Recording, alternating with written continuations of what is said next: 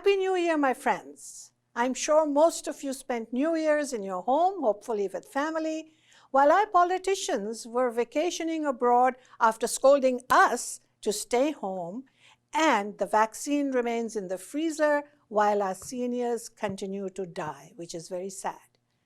Our politicians are asleep at the wheel for more than one reason. Meanwhile, there is an international turf war going on in Canada, which they refuse to acknowledge.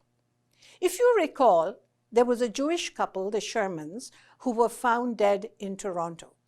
Police said there was no foul play initially, and it was only after the family and the Jewish community lobbied long and hard that any in-depth analysis was undertaken, and a forensic pathologist ruled to the couple's family that the deaths were both a double murder. Last year, 2 Iranians mysteriously died, and the police again said there was nothing suspicious.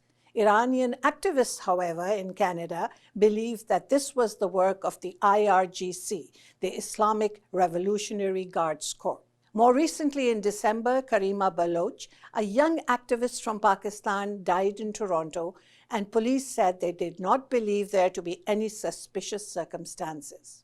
However, Ms. Baloch had recently received anonymous threats warning that someone would send her a Christmas gift and teach her a lesson.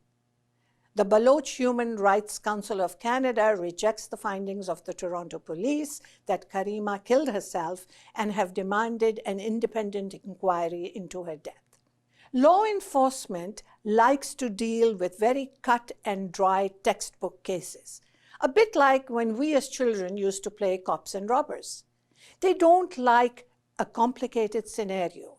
So I'm going to tell you what the scenario is. Number 1, the IRGC involvement in Canada.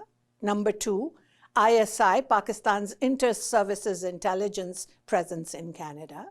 And number 3, the Khalistan Sikh separatist movement in Canada. Politicians go by lobbies. If you look at the current structure of the Canadian politicians, you will easily figure out that certain politicians are not really concerned about Canadian issues, but choose to be dictated by the IRGC, ISI, and other countries' agendas playing out in our parliament.